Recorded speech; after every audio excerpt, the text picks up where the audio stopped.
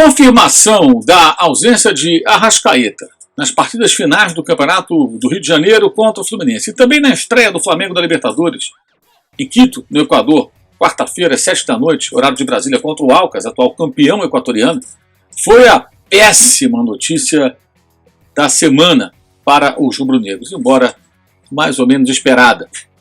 Por outro lado, também aguardada, também esperada, as cifras do clube em 2022 foram divulgadas e os números são absolutamente animadores para o torcedor do campeão da Libertadores da América e da Copa do Brasil. A gente vai falar sobre isso nesse vídeo. Vídeo esse que tem o apoio do OneFootball. E atenção, você vai acompanhar neste sábado no OneFootball o jogo que pode decidir o campeonato alemão praticamente. O Bayern de Munique, segundo colocado, enfrenta o Borussia Dortmund, líder da competição e melhor campanha nesse ano de 2023, ou seja, depois da parada de Copa do Mundo e final do ano, na Alemanha sempre o jogo para, os jogos param, né, por conta do frio rigoroso, inverno rigoroso, muita neve, no período de dezembro até o comecinho de janeiro, ali, parte de janeiro. Depois desse trecho, dessa interrupção, o Dortmund reagiu, pontuou muito mais do que o Bayern, está em primeiro lugar, joga por empate para continuar, evidentemente, na liderança do campeonato.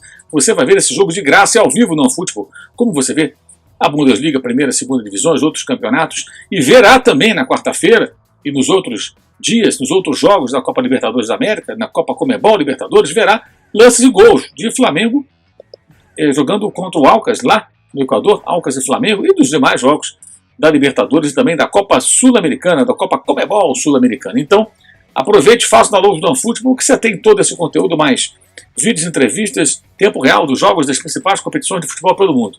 Então, ao final desse comentário, não deixe de fazer o download do OneFootball, o link está aqui embaixo na descrição deste vídeo. Então, vamos lá.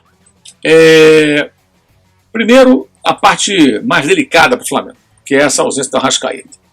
A informação que eu obtive foi de que, já desde o jogo contra o Vasco, quando ele sofreu uma lesão muscular, já se sabia, tá? Logo depois, nos dias seguintes, 2 dias depois daquela avaliação mais minuciosa que os médicos fazem, pelo menos 24 horas após a peleja, já se sabia que a Arrascaeta não teria condições de voltar tão cedo. E dessa vez, apesar do tal do X9, o Flamengo conseguiu até manter essa informação escondida, digamos assim, até bem próximo do jogo contra o Fluminense, que será nesse sábado às 8h30 da noite no Maracanã. O jogador teve uma lesão muscular. Bem, não tem jeito, tem que parar e curar o jogador. O jogador se lesionou nesse jogo contra o Vasco, quando, inclusive, ao ser substituído, nitidamente sem condições, bancando, e já em campo se percebia que ele não conseguia reunir as condições de jogo ideais, perdia as divididas, não conseguia arrancar com a bola, tanto que entrou o Matheus França e mudou o jogo. O Matheus França é melhor que o Arrascaeta? Hoje não, um dia pode até vir a ser, mas ele estava inteiro e o uruguaio não. E parte da torcida chamou o técnico de burro por ter tirado o uruguaio da partida, mas ele não tinha condição. Ele deu uma entrevista semanas antes, admitindo a má fase técnica e dizendo que estava bom do problema físico, clínico do ano anterior. Gente, o Arrascaeta vem jogando com esse problema de pubis há um tempão. Por conta da importância dos jogos da reta final da última temporada, em que o Flamengo ganhou 2 títulos, ele foi jogando, e por conta da relevância também para ele, para a seleção uruguaia da Copa do Mundo, embora tenha sido muito menos utilizado do que deveria pelo técnico Diego Alonso, ele jogou a Copa do Mundo. E quando foi escalado como titular, se destacou, fez 2 gols, que só não classificaram o Uruguai para a fase seguinte, porque o time havia empatado com a Coreia do Sul no jogo de estreia, quando ele nem entrou em campo. Um erro crasso do técnico Diego Alonso, ficou muito claro isso, né? Então, ele vem lutando com esse problema, enfrentando esse problema há algum tempo. Porque vem cá, faz o quê? Tirava o cara do jogo? Tira durante o jogo, o pessoal chama o técnico de burro. Se não escala, está poupando num clássico importante. Os jogos do começo do ano, você vai fazer o quê? Ia parar o Arrascaeta para cuidar dele. Não joga Mundial, não joga Supercopa, não joga Recopa, não joga nada. Fica só se tratando. Gente, vamos tentar raciocinar. Se quisermos criticar a diretoria do Flamengo, o planejamento, a comissão técnica, não faltam motivos. Não faltam motivos. E os jogadores também. Atuações ruins, o trabalho do Vitor Pereira não decolou, embora eu acho que ele ainda possa fazer um bom trabalho, acho que ainda está no período ainda de início de temporada, eu entendo dessa maneira, quem me acompanha sabe disso, e é o meu pensamento para todos os técnicos que tenham capacidade. Técnico ruim aí eu já descarto logo, porque eu sei que não vai dar em nada. A gente conhece futebol, acompanha e sabe. É só prestar atenção. Mas o fato é que o jogador, se dizia em melhores condições e vinha jogando, mas fisicamente abaixo, mas clinicamente ok, e agora sofreu uma contusão muscular. Então fazia o quê? Guardava a Arrascaeta numa redoma, não joga, aí perde o jogo, perdeu porque não jogou, porque que poupou? Aí não dá, aí é muito fácil, você vai só criticar, você espera o que acontecesse. Qualquer coisa que der errado, você vai culpar. Se quisermos criticar o fato de alguém tentar fazer o Landim ter mais um ano de mandato, vamos criticar. As férias excessivas, 42 dias, vamos criticar.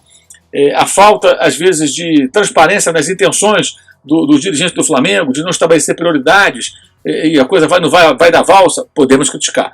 A promessa do Marcos Braz de trazer jogadores que ainda não vieram para esse ano, embora tenha contratado o Gerson, Ayrton Lucas, mas prometeu mais gente que não contratou, podemos criticar. O desempenho da equipe, podemos criticar. As últimas atuações do Gabigol, que não faz gol já há vários jogos, podemos criticar. Embora ele tenha feito ótimos jogos no começo da temporada, seja um jogador que a qualquer momento vai voltar realmente a jogar bem, a gente não tem dúvida disso. Então, críticas, gente, pode fazer. Podemos criticar o desempenho do Santos em alguns jogos, do Davi Luiz, enfim. O Flamengo tem uma série de problemas que tem que ser resolvidos. Agora, certo? Bem, essa foi uma notícia ruim, o Flamengo vai ter que se virar contra o Fluminense e contra o Alcas sem o Arrascaeta e mais alguns jogos, mas o elenco do Flamengo é bom. Claro que ele faz muita falta, mas há ótimos jogadores que podem manter um bom nível do futebol apresentado ou levar a um bom nível, mesmo sem sua presença nesses jogos que virão a partir do sábado com o Fla-Flu às 8h30 da noite, com uma live aqui no canal logo depois da partida. Agora a parte boa para o torcedor do Flamengo.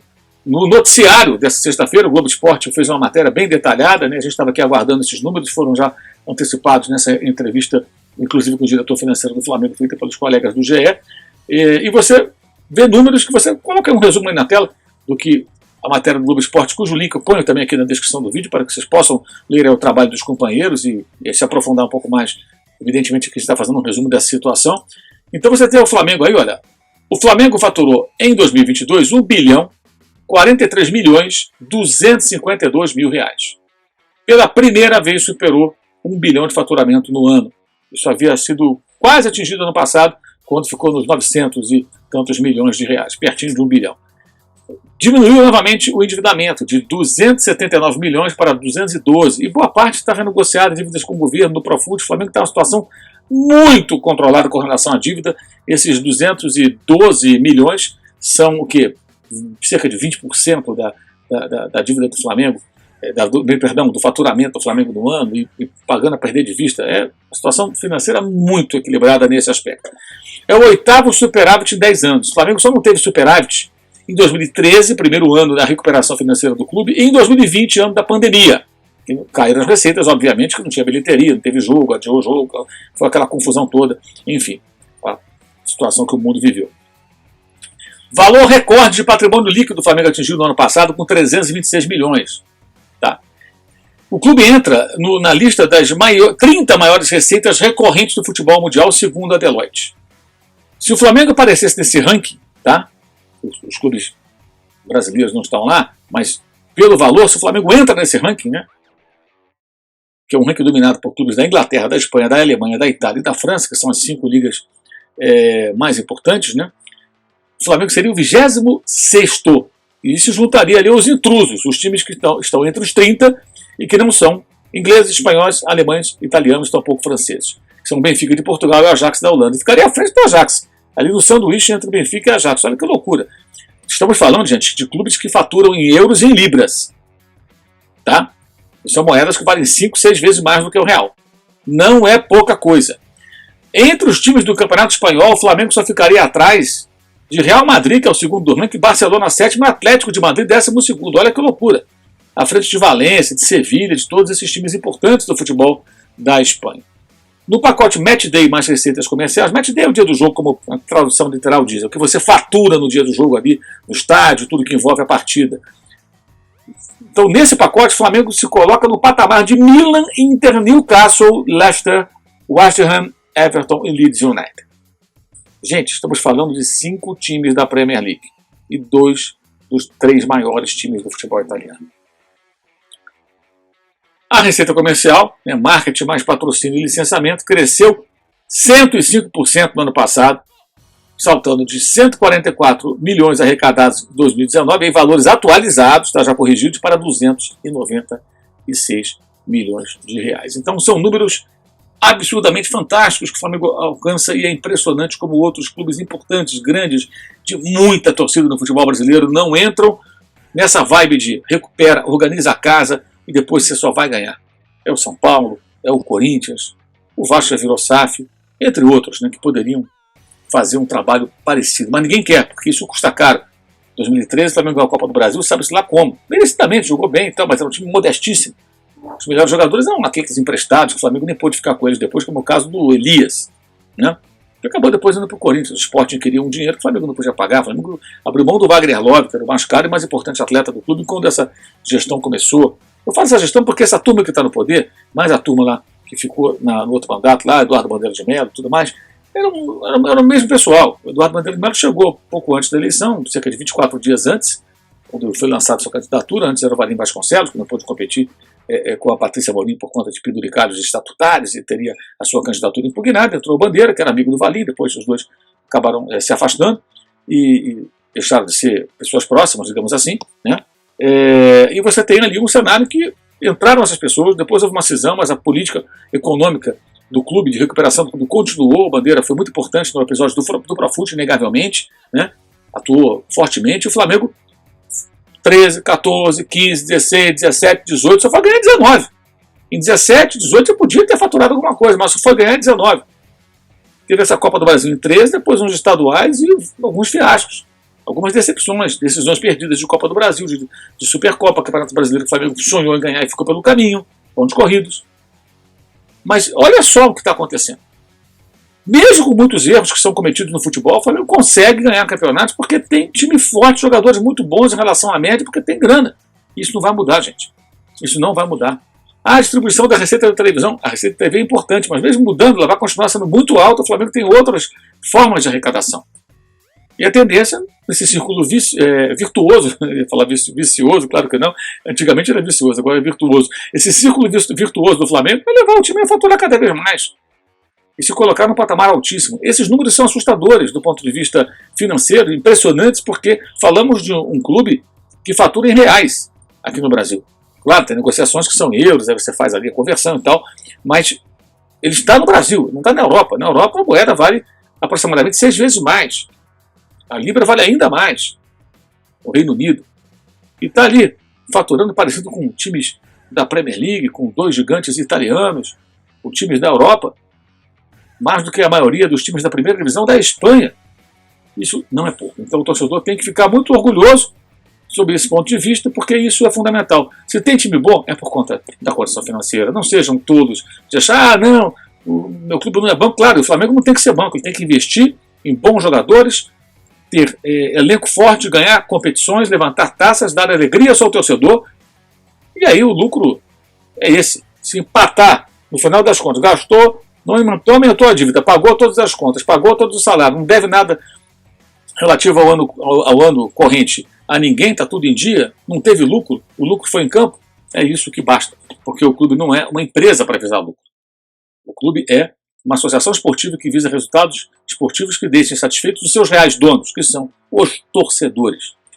Embora não tenha o poder de decisão na política do clube, mas esse é um outro papo, é outra conversa, que aliás, a gente tem que estar sempre falando para isso, que o Flamengo é um clube, sempre foi um clube democrático, embora muito problemático, e esse espírito democrático ele é ameaçado quando se fala na extensão do mandato do presidente Rodolfo Landim. Isso não faz o menor sentido. O menor sentido. Se o Rodolfo Landim quiser ser presidente do Flamengo mais tempo, que termine seu mandato no ano que vem e se afaste por um período, pode até participar da gestão de um futuro presidente se ele conseguir eleger o seu sucessor, alguém que seja um dos seus aliados, né? E depois ele pode se candidatar futuramente a voltar à presidência do Flamengo, como o Bandeira de Mello pode se candidatar, como o Márcio Braga foi presidente mais de uma vez, e outros tantos que passaram pelo cargo máximo do clube de maior torcida no Brasil. Esse vídeo tem o patrocínio do OneFootball. Você vai ver os lances de Alcas e Flamengo, quarta-feira. O jogo começa às 7 da noite pela Copa Libertadores. É a Copa Comebol Libertadores, no OneFootball. Você vai lá e já assiste os lances. E vai ver o jogo importantíssimo sábado agora pela Bundesliga, o Campeonato Alemão. Bayern de Munique contra Borussia Dortmund, ao vivo de graça. Faça o download do OneFootball, link aqui na descrição do vídeo. Sábado, live, logo após Flamengo e Fluminense. Jogo 8h30, lá pelas 10h35, 10h40, estaremos aqui batendo um papo sobre esse jogo que começa a decidir o Campeonato do Rio de Janeiro. Ok? E lógico, clube de membros. Participe do clube de membros do youtube.com/MauroCésar, é a maneira de você apoiar o nosso trabalho. Você tem acesso mais rápido aos vídeos, você tem lives exclusivas, desconto em produtos de parceiros. É a maneira, é baratinho, é a maneira de você apoiar o nosso trabalho. E é legal ter vocês com a gente. Conto com vocês na live de abril, que está se aproximando. Todo mês tem a live exclusiva dos membros e o mês de abril está se aproximando. Com isso, a live vai acontecer, evidentemente, é sempre um papo bem legal. O nosso canal de cortes resume o melhor das nossas lives. Tá? Os trechos mais importantes, editadinhos, cortadinhos, para você poder assistir, compartilhar com os amigos, algo que achar interessante, importante. Então faça a inscrição no canal de cortes, também link aqui na descrição do vídeo. Todo dia eu escrevo no UOL Esporte sobre futebol, e você tem também o link para o meu blog no UOL Esporte. Todo dia um tema sobre futebol. O nosso curso online de jornalismo esportivo segue disponível para os interessados, também link na descrição do vídeo. Tá? E o Use 360, você está vendo aí, olha só a promoção do Use 360. Aproveite, canecas, camisetas, são muito legais e você tem a oportunidade de apoiar o nosso trabalho, Live Soft Open e tudo mais, no Use 360. Dá uma acessada no site, link também na descrição. E aproveite promoção, cupom de desconto com o meu nome, Mauro. Aproveite que vai valer a pena, você vai gostar. As camisetas estão muito legais, tem camiseta de futebol, rock and roll, Live Soft Open, canecas diversas, tem de tudo. Você vai gostar muito de me encontrar lá, eu te garanto, porque é um trabalho bem bacana e o produto tem realmente qualidade. Ok? Então é isso, gente. Valeu e saudações.